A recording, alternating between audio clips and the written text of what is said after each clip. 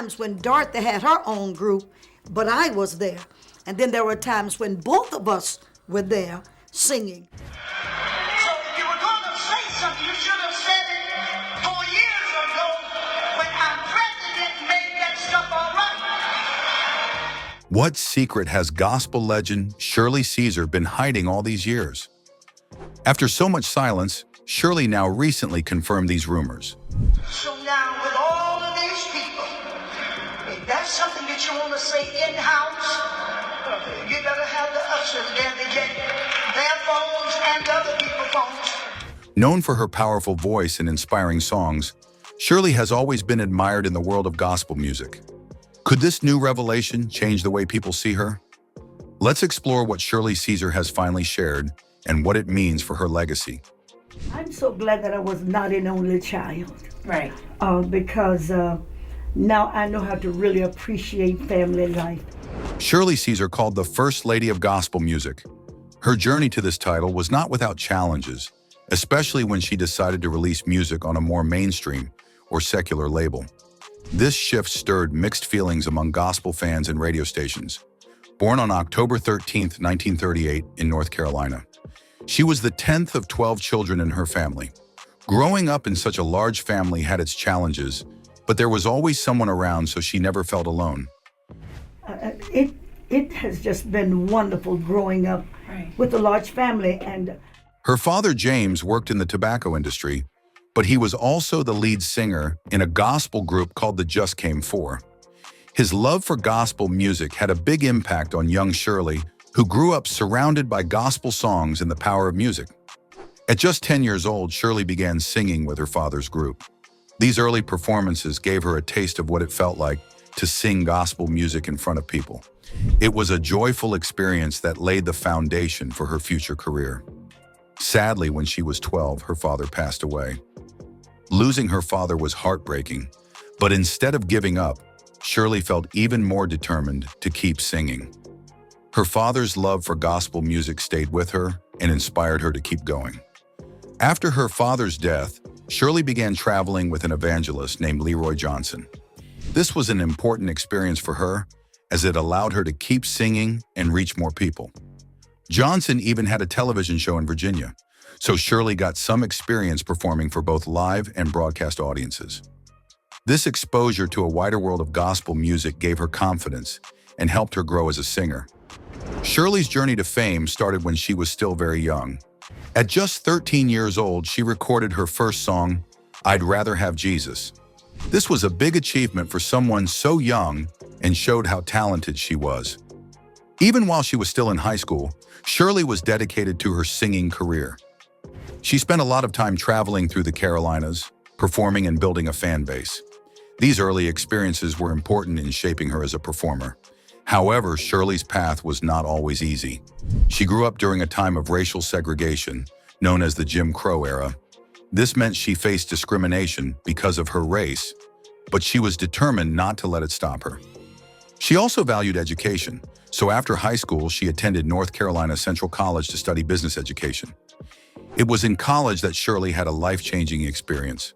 One day, during a typing test, she heard someone call her name. She thought it was the person next to her, but when she asked, they hadn't said anything. When did you get the calling? Because I read somewhere that you got it in a typing class, or? Oh, yes. How'd that happen? Well, I don't know. I just heard the voice of the Lord just speak to my spirit. Right. Later, when she went home and lay down, she heard the voice again. This time, she felt the voice was telling her that she was chosen to spread the gospel. For Shirley, this was a powerful spiritual awakening that confirmed her path in gospel music. This moment inspired her to fully dedicate her life to singing gospel. So many years, those same siblings, my sisters and brothers said, God don't call no woman to preach, When Shirley was 19, she got her big break by joining the Caravans, a famous gospel group led by Albertina Walker. Meeting Albertina and joining the Caravans was a major turning point in her career. Shirley's talent impressed everyone, and her powerful voice stood out even among other talented singers. This was a big step forward for her, and it helped launch her into the gospel music world. So, Shirley decided to put her education on hold to focus on her music career full-time. She was excited but also nervous about what lay ahead. Her first performance with the Caravans was in Washington, D.C. She stayed at a hotel called the Casbah Hotel on U Street, and it was her first time ever staying in a hotel. This new experience made her feel a bit lonely and vulnerable. On that very night, Shirley faced a difficult situation. A male gospel singer staying at the same hotel made an inappropriate advance toward her. Shirley, though young and new to the music world, handled the situation maturely. She firmly rejected him and kept herself safe. In Shirley Caesar's autobiography, she also gave us a deep look into her life and values as a gospel singer and a woman of faith. One of the most striking things she talks about is her strong belief in purity. Growing up in the Black sanctified church, Shirley was taught to value chastity, which means saving yourself for marriage. This belief was very important to her and shaped many of the decisions she made, both in her personal life and career. Shirley also shares how these values of purity were not just personal, but were deeply tied to her faith and the expectations of her church community. In the Black sanctified church, women were expected to be pure, to avoid premarital sex, and to live in a way that honored God. Shirley lived by these standards and encouraged others to do the same, often telling young women to save yourself for the mate God has for you.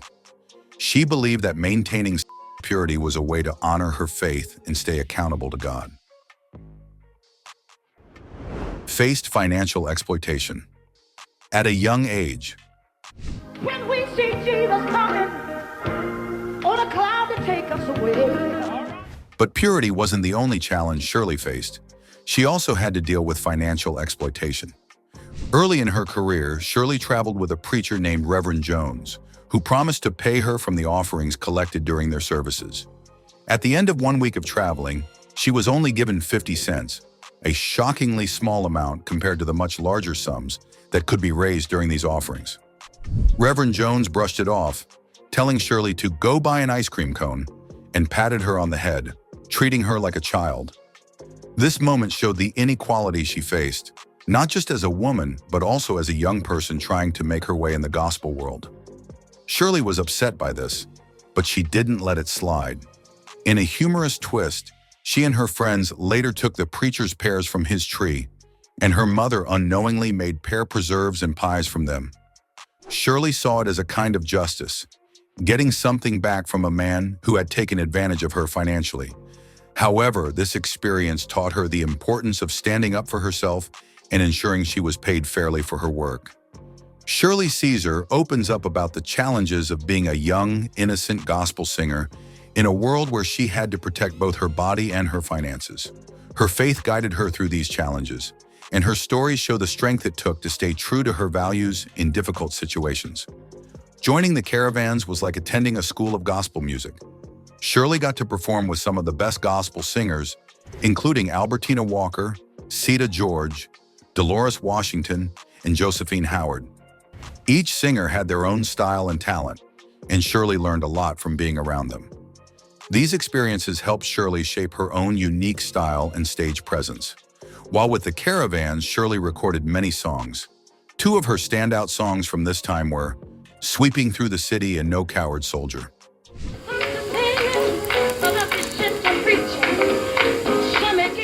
These songs were popular with audiences and showcased Shirley's powerful voice.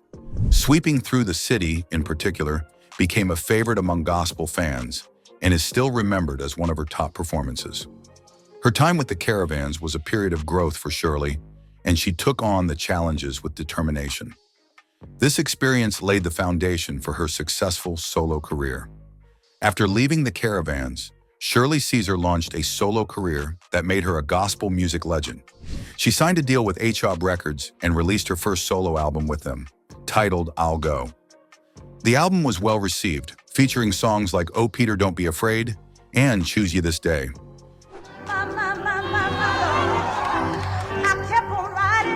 These songs allowed Shirley to show her ability to connect deeply with her audience, and her solo career quickly took off. In 1971, Shirley won her first Grammy Award for her recording of Put Your Hand in the Hand of the Man.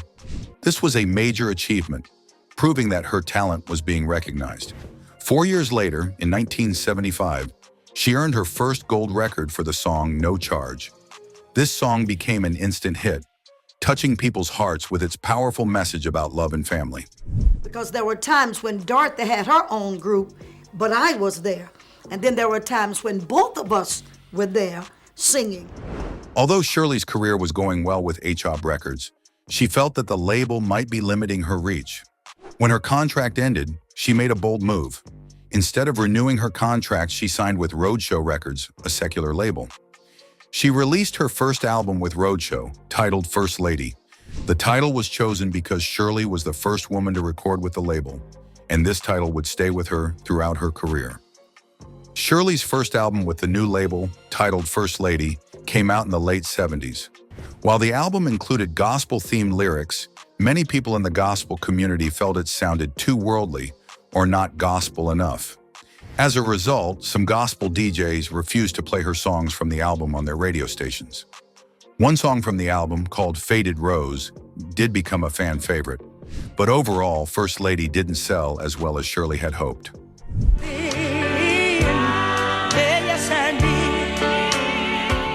Shirley tried again with a second album for the label, called From the Heart. Unfortunately, it faced the same reaction.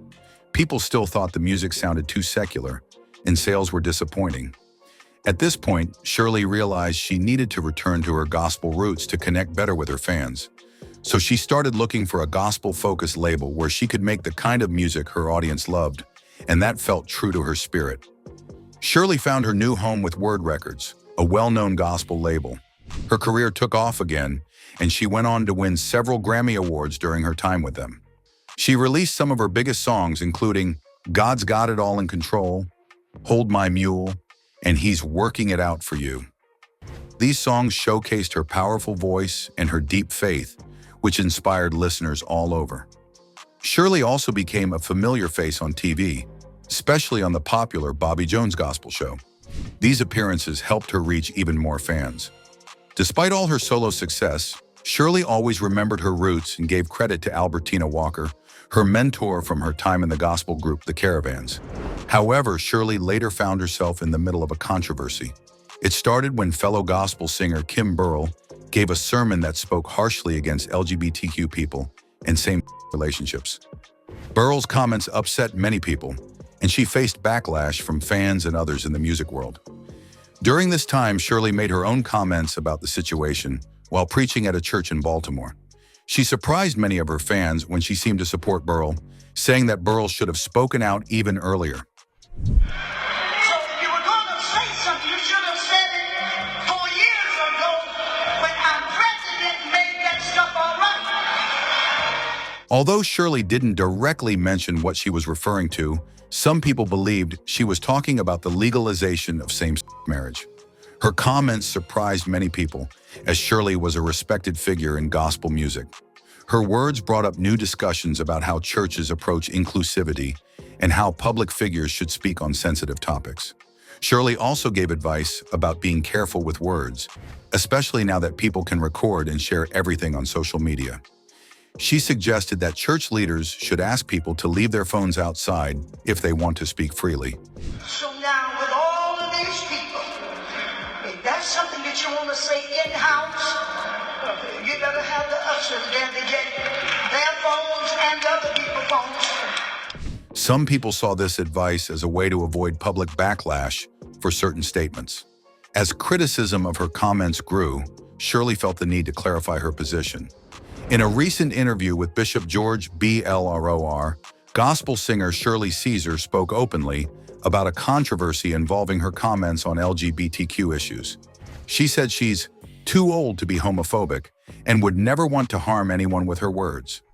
Shirley made it clear that she knows who she is and has no time or interest in speaking badly about anyone. Shirley explained that she's in the fourth quarter of her life, meaning she's older and more focused on making a positive impact in the world. She said that at this stage, her goal is to be the best person she can be and to show love to everyone. She's trying to be a kind and understanding person, especially since she feels that life is too short for hate or negativity. During the interview, Shirley also explained what she meant in her earlier comments. She wondered why the topic came up now and why someone would bring up an old issue to stir up trouble. Shirley suggested that the past should be left in the past, and everyone, no matter their background or community, should focus on moving forward with their lives. Shirley wanted to bridge any gaps between people by promoting kindness and love for everyone. Shirley wrapped up her thoughts by quoting a Bible verse. She said, "By love, all men will know we're his disciples." To her, this means that people should show love to everyone, regardless of their community, beliefs, or background. She pointed out that Jesus didn't specify who should receive this love. He simply said to love others. Even with Shirley's attempts to explain herself, not everyone felt satisfied. Some people thought her statements were unclear, while others appreciated her call for love and unity. Interestingly, the situation led to surprising rumors. Some people began to spread unconfirmed stories about Shirley's past, suggesting she might have had relationships with women.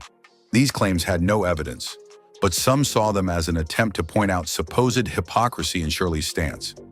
This controversy brought up larger conversations about LGBTQ issues in gospel music. Shirley's comments led people to talk about how traditional Christian views fit with the LGBTQ community, especially in the music world. In the wake of these rumors, Shirley directly denied them, saying they were completely false. She emphasized that her focus has always been on her music, her ministry, and her humanitarian work. Shirley expressed frustration that people were spreading such stories, given her long career dedicated to positivity, faith, and love. As for her view on LGBTQ issues, Shirley made it clear that she believes in acceptance and love for all people. She repeated that she would never want to hurt anyone with her words or actions. She explained that her comments during the controversy involving Kim Burrell weren't meant to be offensive or hurtful. Instead, she was trying to remind everyone of the importance of being careful with their words, especially today, when anything said can be shared quickly and widely on social media.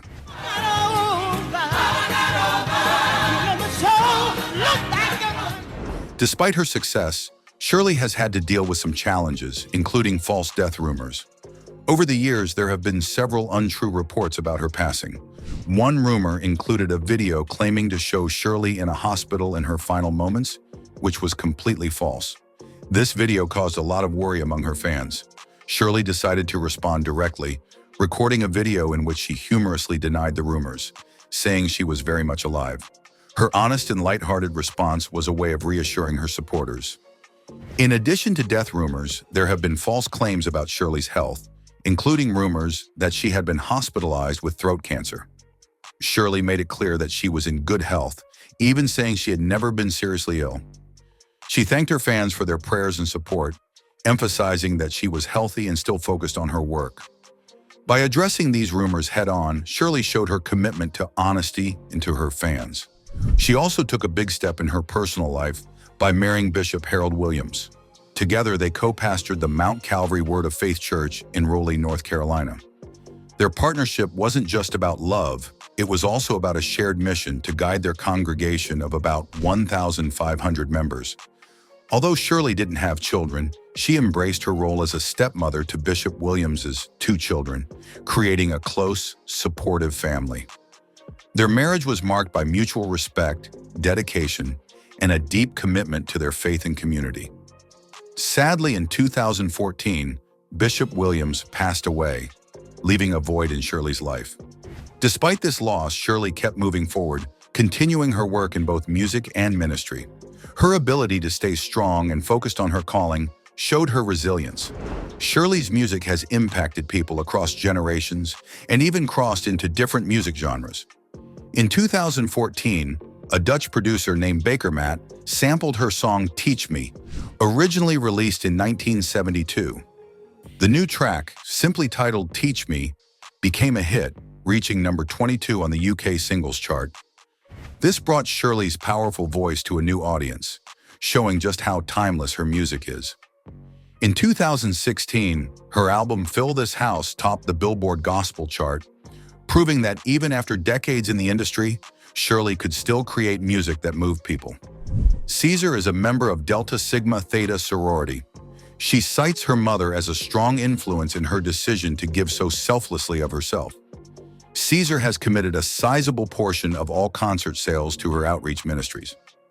Recently, she has cut back on preaching and has appointed an executive pastor at her church, and he provides weekly sermons to the congregation while Caesar serves as senior pastor, but Caesar continues to record and perform in concert all over the country.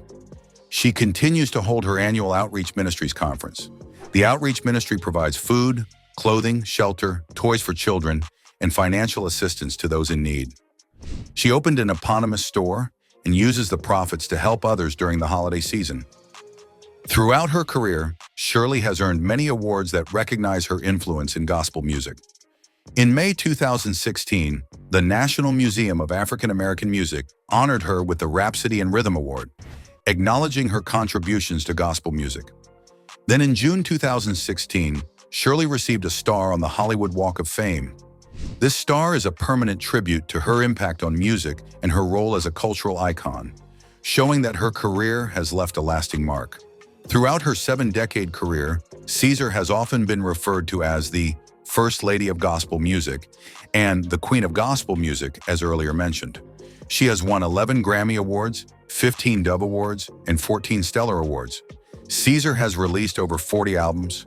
She has participated in over 16 compilations and 3 gospel musicals: Mama I Wanna Sing, Sing, Mama 2, and Born to Sing, Mama 3. In 2009, she had sold 2.2 million albums since 1991. She has made several notable appearances, including the televised Live from Disney World Night of Joy, The Gospel According to VH1, and a White House performance for President George Bush. At 85, Shirley Caesar continues to be a powerful presence in gospel music. Her life is an example of strength and faith, and she remains focused on her music, ministry, and making a positive impact. Facing false rumors and challenges with grace, Shirley shows her commitment to her work and her audience. Her story is one of dedication, resilience, and faith, inspiring people across generations. It makes us wonder, what other inspiring moments will Shirley reveal in the future?